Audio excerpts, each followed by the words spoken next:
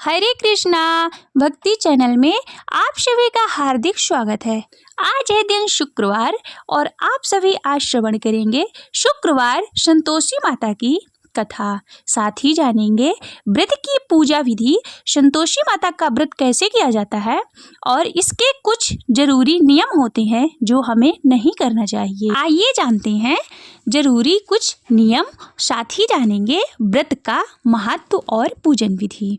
संतोषी माता का व्रत शुक्रवार को किया जाता है। संतोषी माँ की पूजा करने से जीवन में सुख समृद्धि आती है, पैसे की कोई कमी नहीं रहती और साथ ही विवाह का भी योग बनता है। मानता है कि कुमारी लड़कियां 16 सोमवार तक माँ का व्रत रखती हैं तो जल्दी ही उनकी शादी ब्याह के योग बनने लगते हैं।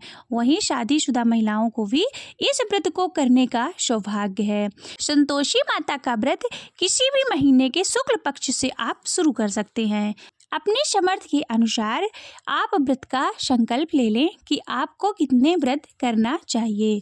शुक्रवार के दिन सुबह ब्रह्मा मुहूर्त में उठने के बाद सबसे पहले स्नान करें, फिर लाल रंग के कपड़े पहने घर और पूजा घर की अच्छे से साफ सफाई करनी चाहिए। साथ ही में एक लकड़ी की चौकी लीजिए, उस पर लाल रंग का कपड़ा बिछाकर माता संतोषी की तस्वीर को या फिर मूर्ति को स्थापित करें और कलश नारियल की भी स्थापना करें। माता की पूजा में गुड़ और चने के भोग का विशेष महत्व है। संतोषी माँ की पूजा दूध, दीप, फूल, फल, चावल, रोली के साथ करें और उनको गुड़ और चने का भोग चढ़ाएं। इस दिन संतोषी माता की कथा अवश्य सुननी चाहिए। कथा सुनने के बाद माता की आरती करें और प्रसाद और दूसरे लोगों के बीच में बांट दें। याद रहे कि प्रसाद उन्हीं लोगों को दें जो शुक्रवार के दिन खट्टी चीजें का सेवन ना करें।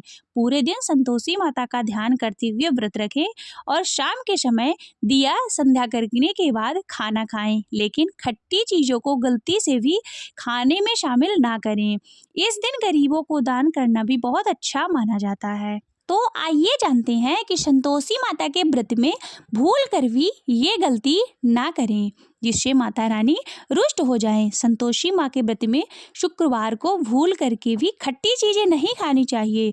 खट्टी चीजों का सेवन इस व्रत में निषेध माना गया है और साथ ही प्रसाद भी उन्हीं लोगों को देना चाहिए जो शुक्रवार के दिन खट्टी चीजों का सेवन ना करें। मानता है कि संतोषी माता को खट्टी चीजें बिल्कुल भी पसंद नहीं है। अगर कोई भी भक्त इस दिन व्रत रख रहा है और गलती से भी खट्टी चीजें खा लेता है तो उसको माता के क्रोध का शिकार होना पड़ता है। माता इस कार से नाराज हो जाती हैं और व्रत के शुभ फल की जगह माता की कुदृष्टि को झेलना पड़ता है। इस व्रत में तामसिक चीजें जैसे लहसुन, प्याज, शराब, मांस आदि को हाथ भी नहीं लगाना चाहिए। शुक्रवार के दिन किसी से गलत ना बोलें और किसी का भी बुरा ना करें और ना ही किसी के बारे में बुरा सोचें। सनातन धर्म में शुक्रवार के दिन महालक्ष्मी और माता संतोषी की पूजा की जाती है। संतोषी माँ को भगवान गणेश और रिद्धि सिद्धि की पुत्री माना जाता है। जो भी भक्त सच्चे हृदय से भक्ति से संतोषी माँ को पूजता है उस पर माता विशेष कृपा बरसाती हैं। शुक्रवार के दिन माँ के व्रत और पूजन का खास महत्व है। इस दिन देवी माँ को विधिवत पूरे नियम के साथ व्रत करने पर संतोषी माता के साथ साथ देवी लक्ष्मी की भी कृपा प्राप्त होती है। अब आप सभी श्रवण कीजिए शुक्रवार संतोषी माता की व्रत कथा। एक गांव में एक बुढ़िया रहती थी जिसके 7 बेटे थे। 6 बेटे कमाने वाले थे और एक बेटा निकम्मा था। बुढ़िया माँ 6 पुत्रों का जूठा 7वें पुत्र को देती। 7वां पुत्र एक दिन अपनी पत्नी से बोला, देखो मेरी माता का मुझ पर कितना प्रेम है। वह बोली, क्यों नहीं, सबका जूठा बचा हुआ तुमको खिलाती है। और वह बोला कि जब तक आंखों से ना देखे मान नहीं सकता। पत्नी ने हंसकर कहा, देख लोगे तो मानोगे। एक दिन एक बड़ा त्योहार आया। घर में 7 प्रकार के भोजन और चूरमा के लड्डू बने। वह पत्नी की बात को जांचने के लिए सिर दर्द का बहाना कर कर पतला कपड़ा सिर पर ओढ़कर रसोई में जाके सो गया। कपड़ों में से सब देखता रहा। 6 भाई भोजन करने आए। उसने देखा माँ ने उसके लिए सुंदर सुंदर आसन बिछाए, 7 प्रकार की रसोई परोसी और आग्रह कर करके उन्हें भोजन कराती रही। वह देखता रहा। 6 भाई भोजन करके उठ गए तब माँ ने उनकी थालियों में से लड्डुओं के टुकड़ों को उठाया और एक लड्डू बनाया। जूठन साफ कर माँ ने उसे पुकारा, उठ बेटा उठ, तेरे भाइयों ने भोजन कर लिया, तू भी उठकर भोजन कर ले। उसने कहा, माँ मुझे भोजन नहीं करना, मैं परदेश जा रहा हूँ। माता ने कहा, कल जाना है सो आज ही जा। वह बोला, हाँ हाँ जा रहा हूँ। यह कहकर वह घर से निकल चला। चलते समय उसको पत्नी की याद आई। वह गौशाला में कंडे थाप रही थी। वहां जाकर वह बोला, मेरे पास तो कुछ भी नहीं, यह अंगूठी है सो ले लो और अपनी कोई निशानी मुझे दे दो। वह बोली, मेरे पास क्या है, यह गोबर भरा हाथ। यह कहकर पत्नी ने उसकी पीठ पर गोबर के हाथ की थाप मार दी। वह चला गया। चलते चलते दूर देश में पहुंचा। वहां एक साहूकार की दुकान थी। वहां जाकर बोला, सेठ जी मुझे नौकरी पर रख लो। साहूकार को नौकर की सख्त जरूरत थी। साहूकार ने कहा, काम देखकर तनख्वाह मिलेगी। उसने कहा, सेठ जी जैसा आप ठीक समझें। उसे साहूकार के यहाँ नौकरी मिल गई। वह वहाँ दिन रात काम करने लगा। कुछ दिन में दुकान का लेन देन, हिसाब किताब, ग्राहकों को माल बेचना, सारा काम करने लगा। साहूकार के 7-8 नौकर थे। वे सब चक्कर खाने लगे, लेकिन उसने अपनी लगन, परिश्रम और ईमानदारी से सभी को पीछे छोड़ दिया। उसे अपने किए का फल मिला। सेठ ने भी उसके काम को देखा और 3 महीने में उसे मुनाफे में साझेदारी बना लिया। परिश्रम करते करते 12 वर्ष में वह अपने नगर का नामी सेठ बन गया और सेठ अपना सारा कारोबार उस पर छोड़ करके बाहर चला गया। इधर उसकी पत्नी पर क्या बीती वह सुने। सास ससुर उसे दुख देने लगे। गृहस्थी का काम करवाकर उसे लकड़ियां लेने जंगल में भेजते। इस बीच घर की रोटियों के आटों से जो भूसी निकलती थी उसकी रोटी बनाकर रख दी जाती और फूटे नारियल के खोपड़े में पानी दिया जाता था। इस तरह दिन बीतते रहे। एक दिन वह जब जंगल में लकड़ी लेने जा रही थी तब रास्ते में उसे बहुत सी स्त्रियां संतोषी माता का व्रत करती दिखाई दी। वह वहां खड़ी होकर पूछने लगी, बहनों यह तुम किस देवता का व्रत करती हो और इसके करने से क्या फल मिलता है? इस व्रत के करने की क्या विधि है? यदि तुम अपने इस व्रत का विधान मुझे समझाकर कहोगी तो तुम्हारा बहुत बड़ा एहसान मानूंगी। उनमें से एक स्त्री बोली, सुनो यह संतोषी माता का व्रत है। इनके करने से निर्धनता, दरिद्रता का नाश होता है और लक्ष्मी आती है। मन की चिंताएं दूर होती हैं, मन को प्रसन्नता और शांति मिलती है। निपुत्री को पुत्र मिलता है। प्रीतम बाहर गया हो तो वह शीघ्र लौट आता है। कुंवारी कन्याओं को मनपसंद वर मिलता है। चलता मुकदमा खत्म हो जाता है। कलह कलेश की निवृत्ति हो, सुख शांति होती है और घर में धन जमा हो, धन जायदाद का लाभ होता है तथा और भी जो मन में कुछ कामना हो वो सब संतोषी माता की कृपा से पूर्ण हो जाती है। इसमें संदेह नहीं है। वह पूछने लगी, यह व्रत कैसे किया जाता है, यह भी बताओ तो बड़ी कृपा होगी। वह स्त्री कहने लगी, बिना परेशानी, श्रद्धा और प्रेम से जितना भी बन सके प्रसाद लेना। 5.25 पैसे से 5.25 आने तक, इससे भी ज्यादा शक्ति और भक्ति के अनुसार गुड़ और चना लें। हर शुक्रवार को निराहार रहकर कथा कहना। इसके ओम बीज कम नहीं टूटे। लगातार नियम पालन से करना। सुनने वाला कोई ना मिले तो घी का दीपक जलाकर उसके आगे जल के पात्र में रखकर कथा कहना, परंतु नियम ना टूटे। जब तक कार्य सिद्ध ना हो नियम का पालन करना है और कार्य सिद्ध हो जाने पर व्रत का उद्यापन करना है। 3 मास में माता पूरा फल प्रदान करती हैं। यदि किसी के ग्रह खोटे हैं तो भी माता 1 वर्ष में अवश्य उनके अनुकूल करती है। कार्य सिद्धि होने पर भी उद्यापन करना चाहिए, बीच में नहीं। उद्यापन में 2.5 सेर आटे का खाजा तथा उसके अनुसार खीर तथा चने का साग बनाना। 8 बच्चों को भोजन कराना। जहाँ तक मिले जेठ, देवर, भाई, बंधु, कुटुंब के लड़के लेना। ना मिले तो फिर रिश्तेदार और पड़ोसियों के लड़के को बुलाना। उन्हें भोजन कराकर यथाशक्ति दक्षिणा दें। माता का नियम पूरा करना ध्यान रखना। उस दिन घर पे कोई खटाई ना खाए। यह सुनकर वह वहां से चल दी। रास्ते में लकड़ी के बोझ को बेच दिया और उन पैसों से गुड़ चना ले माता के व्रत की तैयारी करके आगे चली। रास्ते में संतोषी माता का मंदिर था। जाकर माता के चरणों में लौटने लगी। विनती करने लगी कि माँ, मैं दीन हूँ, निपट मूर्ख हूँ, व्रत के नियम कुछ नहीं जानती, मैं बहुत दुखी हूँ। हे माता, मेरा दुख दूर करो, मैं तुम्हारी शरण में हूँ। माता को दया आई। एक शुक्रवार बीता कि दूसरे शुक्रवार को ही उसके पति का पत्र आया और तीसरे शुक्रवार को उसका भेजा हुआ पैसा पहुंचा। यह देखकर जेठानी मुंह सिकोड़ने लगी। इतने दिनों बाद इतना पैसा आया, इसमें से क्या बड़ाई है। लड़के ताने देने लगे।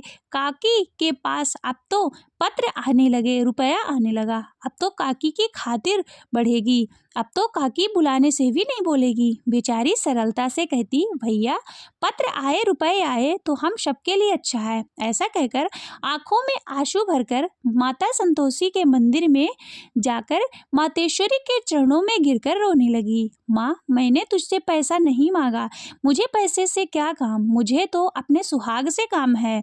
मैं तो अपने स्वामी के दर्शन और सेवा मांगती हूँ। तब माता ने प्रसन्न होकर कहा कि जा बेटी, तेरा स्वामी जल्द ही आएगा।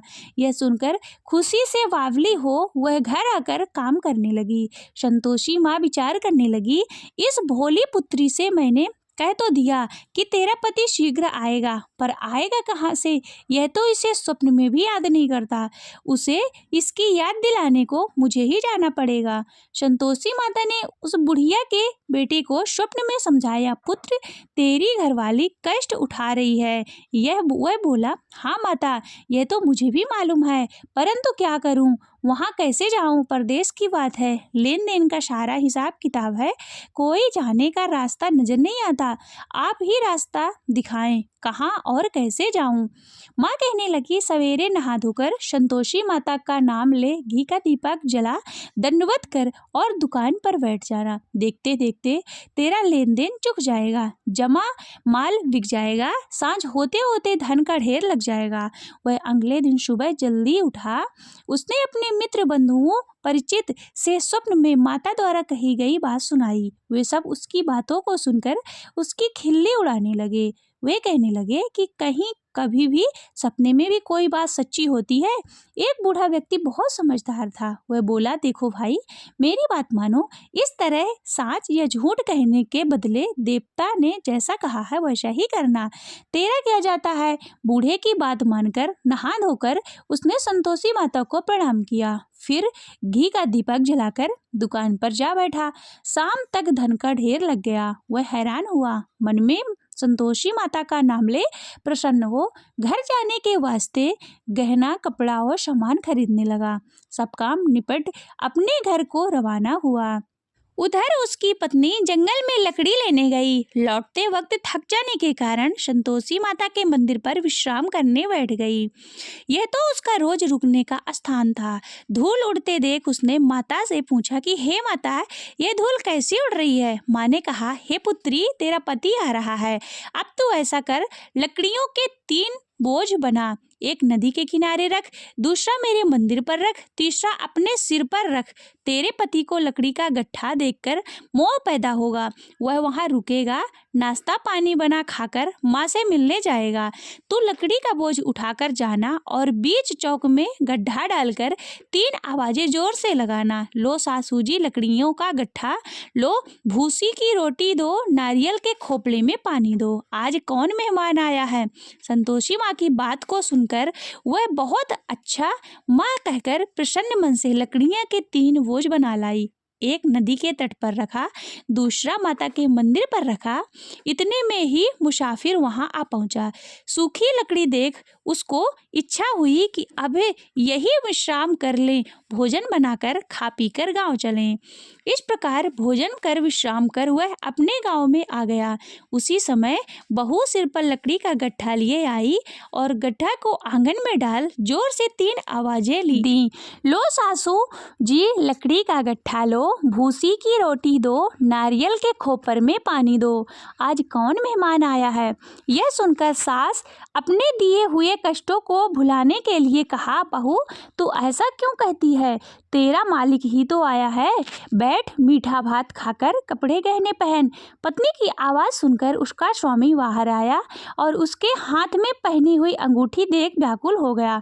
उसने माँ से पूछा, माँ यह कौन है।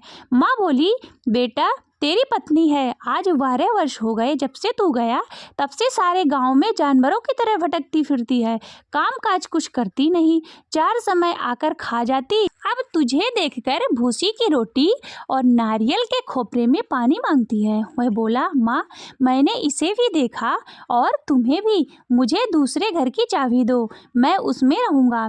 ठीक है बेटा, जैसी तेरी मर्जी, कहकर माँ ने चाबी का गुच्छा बेटे के सामने रख दिया। उसने दूसरे घर को खोलकर सारा सामान जमाया।